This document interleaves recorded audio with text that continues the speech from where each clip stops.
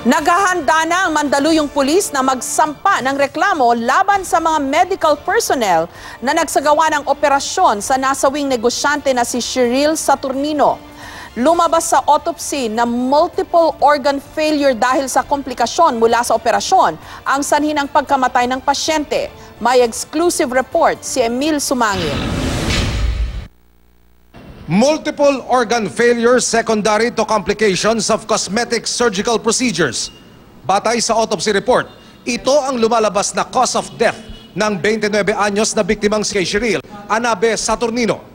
Kanina sa isinagawang case conference, nagkasundo ang Special Investigation Task Group Cheryl na pabilisin ang pagpapalabas ng resulta ng histopathology examination para maisampa na ang reklamo laban sa mga nagsagawa ng medical procedure sa biktima.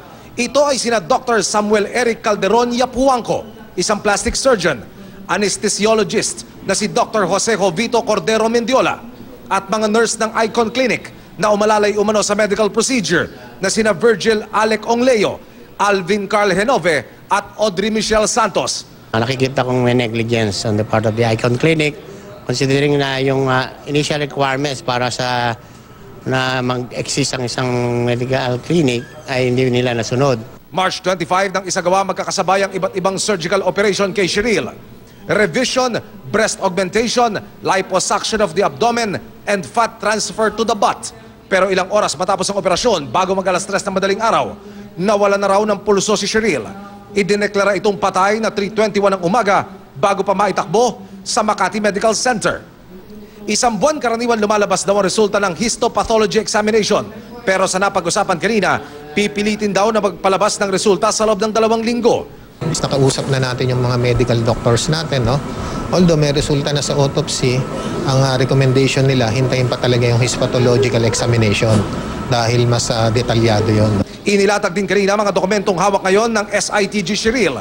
Kabilang dito ang mga PRC ID ng mga doktor at nurse na nagpapatunay na lisensyado ang nagsagawa ng medical procedure. Ipinisenta rin ang letter of consent na pinirmahan daw ni Cheryl bago isagawa ang surgery. Ipinakita rin ang medical records ni Cheryl na nagpapatunay na taong 2013 pa lang, kliyente na ng klinika ang biktima. We are contemplating to file reckless imprudence resulting to homicide. That will lead to the reprimand, suspension, and revocation of the license of the doctors or the nurses involved. Pati ang Philippine Association of Plastic, Reconstructive, and Aesthetic Surgeons, iimbestigahan din daw ang kasong ito.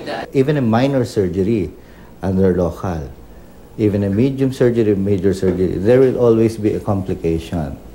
And that complication are usually minimized by having the exams na to fit yung patient. Minimize, but it may still happen. Wala pang pahayag sina Dr. Hapuangco at Dr. Cordero. Hihintayin daw muna nilang lumabas ang resulta ng medical examination, pero nangako na silang makikipagtulungan sa investigasyon.